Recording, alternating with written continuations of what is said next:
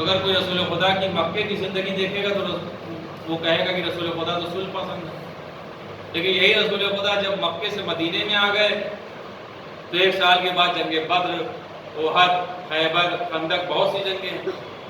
تو جب انسان رسول خدا کی مدینے کی زندگی کو دیکھے گا تو یہ سمجھے گا رسول خدا جنگ پسند ہے، جبکہ نہ رسول خدا صلح پسند ہے نہ جنگ پسند ہے، بلکہ ان کا ہر عمل جو ہوتا ہے، اہل بیت کا ہر عمل مرضی پروردگار کے تحت ہوتا ہے۔ لوگ کہتے ہیں مولا حسن صلح پسند تھے، اگر صلح پسند تھے تو جنگ جمل میں مولا حسن نے تلوار کیوں چلائی؟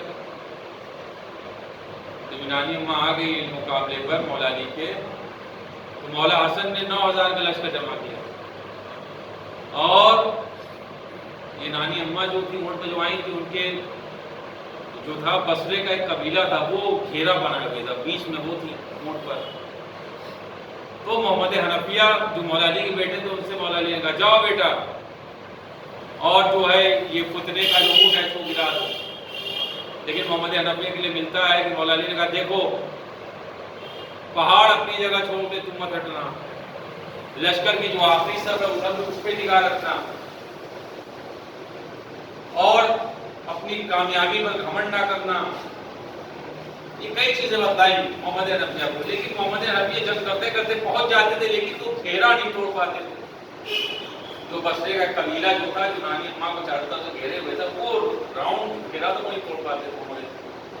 پہلی مرتبہ گئے زخمی ہو کے آ گئے، دوسری مرتبہ گئے پھر زخمی ہو کر آ گئے، تیسری مرتبہ گئے، جب وہاں تک نہیں پہنچے تب مولا حسن گئے۔ اور جب مولا حسن گئے ہیں تو اسپیڈ میں چل رہے تھے، جتنی تیز تیر کی بارش ہوتی تھی مولا حسن اتنی تیز اپنے گھوڑے دوڑاتے تھے۔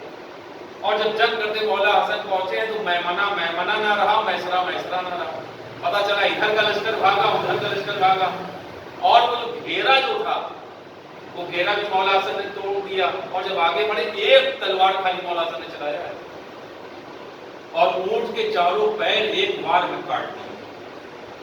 جو فتنے کا اونٹ تھا وہ ہمیشہ ہمیشہ کے لیے بیٹھ گیا۔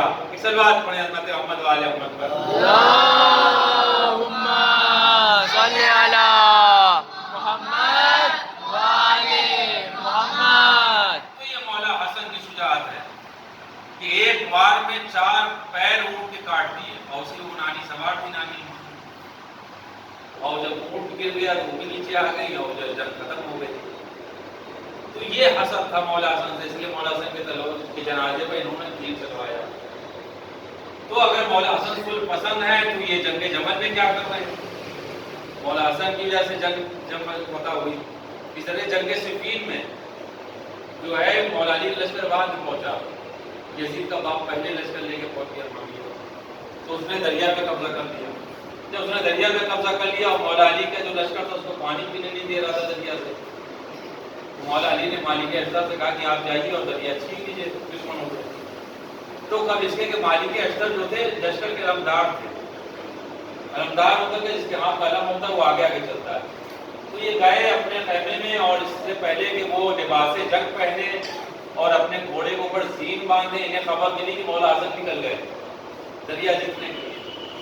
تو یہ ایسا ہی گھوڑے پر زین باندھے بغیر اس پر بیٹھ گئے اور جلدی سے پہنچے۔ جب تک پہنچے مولا حسن نے دریا جیت لیا۔ تو مالک اشتر نے یہ کہا کہ حضور سرکار، ہم غلام جب موجود ہے تو آپ کو زحمت کرنے کی ضرورت ہے، اگر ایک لکیر بھی اگر آپ کے جسم پر ہلکا زخم یہ آ جاتا تو مولا علی کیا جواب دے؟ تو یہ مولا حسن کی ذات ہے کہ جہاں محمد حنفیہ پیچھے رہ جائیں مولا حسن آگے بڑھ جائیں۔ جہاں کہ مالک اشتر سے کہا جائے کہ دریا جیت لو، ابھی مالک اشتر لباس جنگ پہن رہے ہیں اور مولا حسن گئے اور جیت لیا۔ تو یہ مولا حسن کی شجاعت ہے کہ نہ مولا حسن، اسی لیے علی الدین نے کہا کہ نہ مولا حسن نے صلح کی نہ مولا حسن نے جنگ کی، بلکہ مولا حسن سے صلح کی گئی۔ یزید کے باپ نے صلح نامہ بھیجا تھا کہ آپ جو شرط چاہیں اس پہ لکھیں۔ ذرا علی الدین کہتے ہیں کہ مولا حسین نے جنگ نہیں کی بلکہ مولا حسین سے جنگ کی گئی۔ اور ابن عباس نے جو نانی احمد جنگ جمل مقابلے میں آئی تھی مولا علی کے، ان کے سلسلے میں ایک شعر، کئی شعر کہے ہیں، اس میں انہوں نے کہا کہ تبقلتے تجملتے لو عشتے تفیلتے۔ تبقلتے، بغل کہتے ہیں کھچر کو، یہ مولا حسن کے جنازے جب تیر جلانے آئے تو کچر میں بیٹھ گئے. جمل کہتے ہیں اونٹ کو، یہ جنگ جمل میں اونٹ پر بیٹھ کر آئے. اور تفیلتے فیل کہتے ہیں ہاتھی کو. ابن عباس یہ کہتے ہیں کہ تفقلتے یہ وہ عورت ہے جو کچر پہ بیٹھی، تجملتے اونٹ پر بیٹھی، لو کشتے اگر یہ اور زندہ رہتی تفیلتے تو اونٹ ہاتھی پر بیٹھ کر بھی آ جاتی. سلوات پڑھنا چاہو محمد علیہ وسلم. اللہم صلی علی محمد وعلی محمد. نانی اماں وہ ہے کہ اگر یہ زندہ رہتی تو جیسے کچر پہ بیٹھی اونٹ پہ بیٹھی تو ہاتھی پر بیٹھ کر بھی آ جاتی، لیکن زندہ نہ رہی. اور مارا ہے ان کو کس نے؟ یہی یزید کے باپ نے. ایک ایسی جگہ بیٹھا دیا تو اوپر سے جو ایسی گھاس رکھوائی اور اس کے بعد کرسی رکھوا دی اور نیچے تک کنواں کا بیٹھ کے اس میں جو بیٹھی اس نیچے چونا ہونا پہلے سے کنویں کے اندر تھا اور اسی میں یعنی وہی کنواں ہی ان کا بن گیا. تو یہ تاریخ ہے کہ آپ دیکھیں کہ کتنا حسد مولا حسن سے کیا گیا. کہ مولا حسن کو زہر 6 مرتبہ دیا گیا. ایک مرتبہ 2.5 مہینہ مولا حسن نے علاج کرایا اپنا مدائن میں. ایک مرتبہ لوہے کی یعنی چھڑی تھی لوہے کی نوک ایک طریقے سے چھڑی کے نیچے ڈبالے ڈنڈے جیسے ہوتی تو اس میں زہر لگایا گیا مولا حسن کے پیروں میں چبا دیا گیا. 6 مرتبہ زہر دیا گیا مولا حسن کی حکومت میں. لیکن اب بھی یزید کے باپ نے جو زہر بھیجا ہے وہ ہیرے میں زہر بھیجا اور وہ روم سے زہر آیا تھا اور وہ زہر اتنا خطرناک تھا کہ جس نے ہیرے کے بھی ٹکڑے کر دیے. یہی وجہ ہے کہ جب مولا حسن جب سوئے تو ان کے پاس جو برتن تھا جس میں پانی تھا اس میں انہی کی بیوی نے جودا نے جس کے کہنے پر زہر ملا دیا. یزید کے باپ معاویہ کہتے ہیں کہ اگر تم زہر کے ذریعے ان کو شہید کر دو گی تو ہم تمہاری شادی اپنے بیٹے یزید سے کرتے ہیں. اور بعد میں کیا ہوا مولا حسن کو جب اس نے زہر دیا تو مولا حسن نے یہی کہا کہ جا تو اپنے مقصد میں کامیاب نہیں ہو پائے گی اور اپنے مقصد میں کامیاب نہیں ہو پائے. یزید کے باپ معاویہ نے کہا کہ جب تم امام کی نہ ہوئی ایسے معصوم انسان کی نہ ہوئی تو میرے بیٹے کی کیا ہوگا. تو اس نے دریائے نیل میں اس کو بنوا کے دلوا دیا تھا اس کو 14 ملک تو یہ اس میں مر گئی. تو اتنا خطرناک زہر تھا کہ چند گڑ مولا حسن نے دیا تھا. لیکن خون کی الٹی جب ہوئی ہے تو جگر جو تھا وہ ٹکڑے ہو کے تخت میں گرنے لگا. تو تھوڑا پانی گلاس میں رہ گیا تھا. مولا حسین نے جب اس کو زمین پہ ڈالا تو جیسے دھواں سے اٹھنے لگا زمین جل گئی. اور جب وہ منزل آئی تو مولا حسین نے رونا شروع کیا. مولا حسن نے کہا کہ بھیا تم رو رہے ہو لا یوم کا یا باپ دیتا.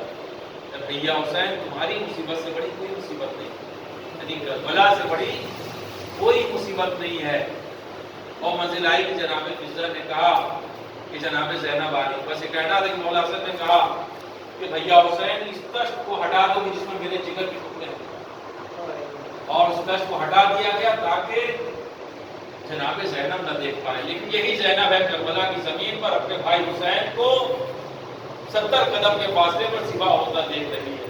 یہی بہن زینب ہے جو اپنے بھائی کی لاشیں کو پامال ہوتا دیکھ رہی ہے.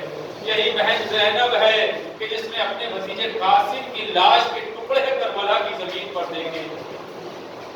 مولا حسن کو جب زہر دیا گیا تو انہوں نے آخری وقت میں اپنے بیٹے قاسم کو بلایا اپنے پاس. اور جب قاسم آئے تو قاسم کا سینہ اپنے سینے سے لگایا اور کہا کہ جب تک قاسم کا سینہ میرے سینے سے لگتا ہے تو میرے درد میں کمی ہوتی ہے.